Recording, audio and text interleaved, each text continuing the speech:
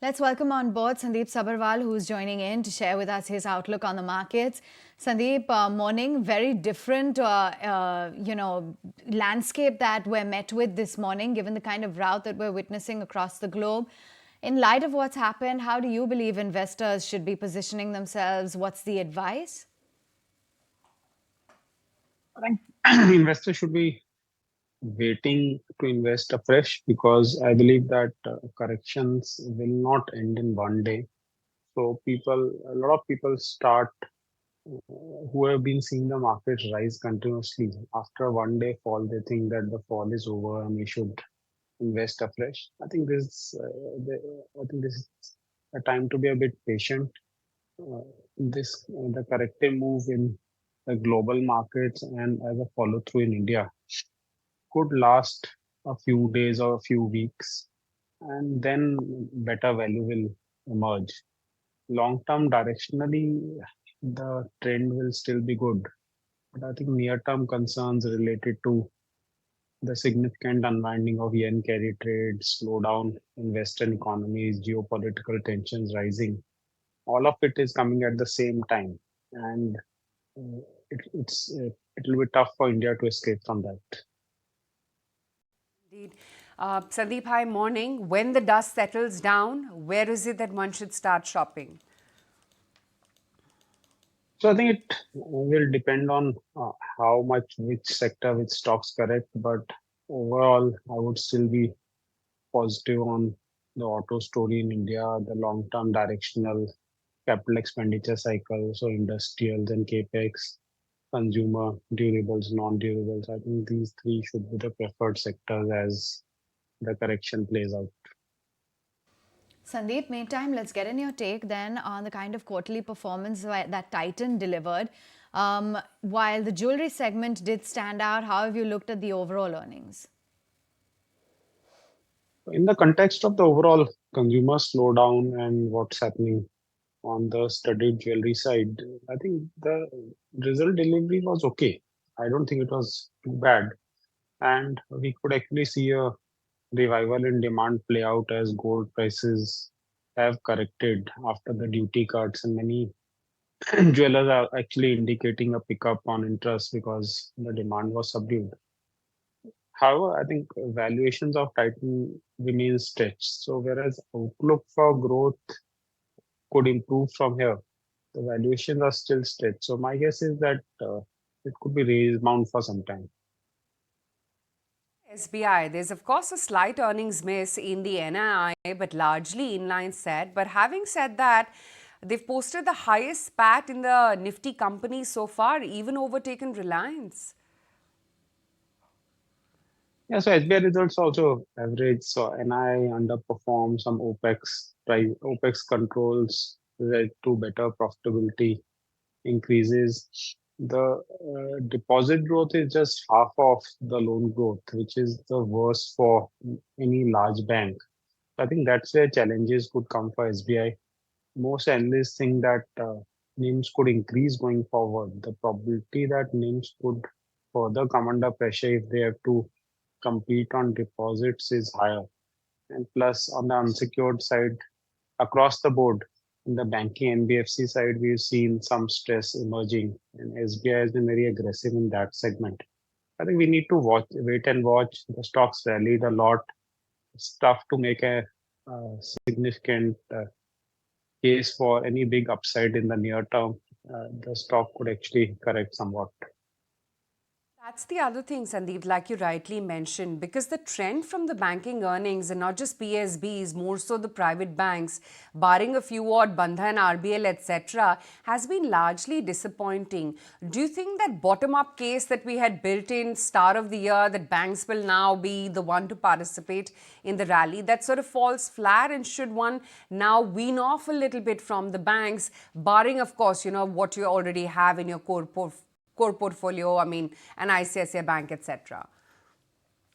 So financials in general might have a tough time this year because NIMs are under pressure, like we discussed. The asset quality seems to have peaked out. From like the best is already there. So from here only it can only deteriorate, and that can hit the earnings reported earning deposits have become a challenge. So the earning growth for most of the banks would be challenging this year.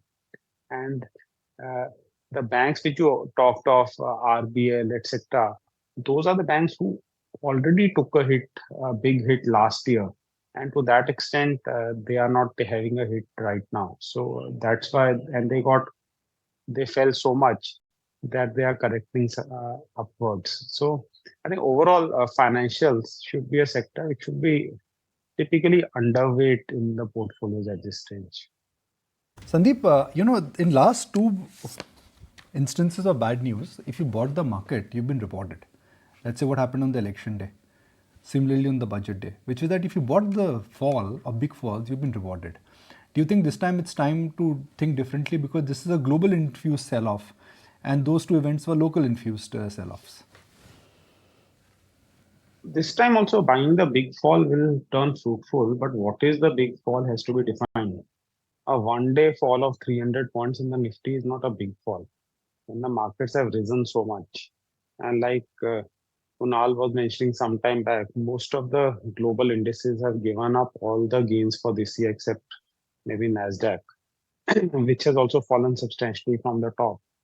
So we cannot remain completely insulated from it, especially in the context of the fact that Indian valuations are today at the highest premium it has ever been to the emerging market universe.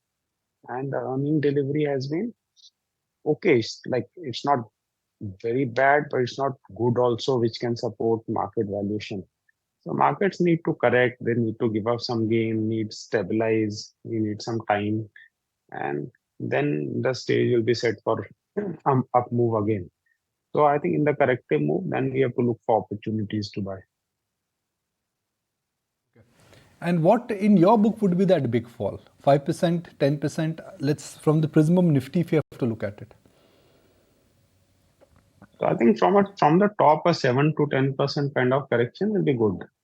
So that will remove a lot of froth from the market, and we will come to valuation levels which are more in line with long-term valuations, and that will be fine. We don't need to go substantially below long-term valuation because we are at the cusp of a monetary easing cycle.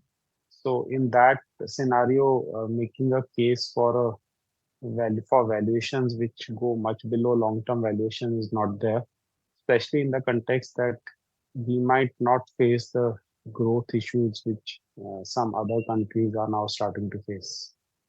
Sandeep, in the sort of consolidation or pause as well that we've seen in the few odd days in the last 10, pharma has been a lot more resilient and rightly so. Some of the earnings have really managed to impress. Will the pharma rally as well, or the recovery, I should say, will that also get undone, or do you think that's a good hiding space?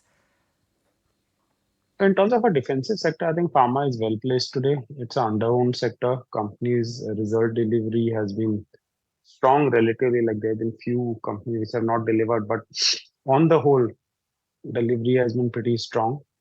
And in terms of valuations, although the valuation are not as cheap as what they were a year back, they are also not excessive in the context of the earning growth picture and the ROE and cash generation which pharma companies do. So I think relatively they'll outperform. Whether there'll be positive absolute return or not, that's tough to say because if markets do see a decent sell-off, then it's tough to make a case that a set of large cap stocks will move up in that scenario. Sandeep, right now commodities have fallen across the board, which means in the near term the biggest beneficiary would be some of the commodity producers. They benefit immediately. And there is a monsoon tailwind. Rural demand is looking better. Is it time to buy commodity consumers now, starting from FMCG to autos? Yeah, so I think FMCG, auto, durable companies, all they are very well placed because they are at the cusp of a demand recovery. Their input cost pressures are lower. They don't have pressure to reduce prices at this stage. And as we go into the festival season, I think the festival season demand in India this time will be strong. So they are well placed, and I think those should be the sectors which should be looked at the time of corrections. So I think some of these platform companies, if I can define them as that, have also done very well. I was just looking at deliveries performance. It's been a turnaround quarter for them. Net profit versus loss of 89 odd crore rupees on a year-on-year basis. We all saw what numbers Zomato and specifically Blinkit growth trajectory was like. The way Zomato stock price as well shot up on Friday, it's now at 260 plus levels. If these two stocks fall in this current damage or global rout, at what level would you be comfortable adding on to positions or buying afresh? See, Zomato, the operating leverage is playing out and the profit delivery is very strong. So to that extent, I think as in terms of fundamentals, they'll continue to do well. Now, valuation wise, I think post 2020, 230 levels, I think it's become very excessive. So we need to see how it goes. Delivery results on the face of it look quite positive. And although there are some extraordinaries out there which have boosted the profit, but I think they seem to be getting costs under control and are focused on profits. So it should be some company which should be on the lookout actually. So we need to look at it closely. But I think I've also been tracking the results of the last 2-3 quarters. I think quarter on quarter they have been showing improvements. Uh, Sandeep, what are the spaces whenever the froth or the poison gets out of the system? What are the spaces that you would completely avoid in this turn of the market recovery? You think PSU defense, railways, etc., are spaces you'd be wary of this time? As a PSU defense, we could still look at because of the overall growth scenario. But I think on railways, we are seeing some ebbing of growth and the valuation extension has been very substantial. So that's where we need to be more careful. And the other things will be the commodities because the commodity stocks also have seen a substantial rally. But given the fact that China is not reviving at all, and now we have a scenario where US also is slowing down, and they could be so the commodity demand scenario looks shaky. So I think that's one segment we should avoid. Sandeep, would you concur with that strategy when it comes to the space? Yeah, I think so. I think we have to avoid spaces which are heavily overowned, and that also by a lot of retail investors who really don't know why they are buying it except for momentum.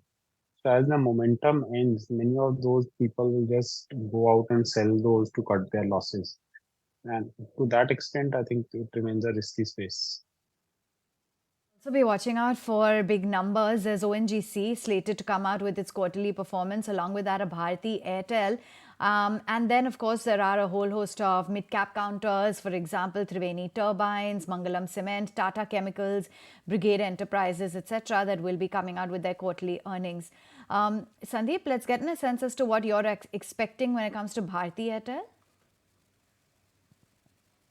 So Bharti Airtel numbers are expected to be better. The expectation of ARPU improvements as well as improvement in operating profits. So we need to see the delivery actually because ARPU increases have been lower in general than what analysts have been expecting. I think that needs to pick up for the valuations to sustain from current levels. Sandeep, good to have you on board. Thanks so much for joining in and sharing with us your outlook on the markets and individual stock ideas.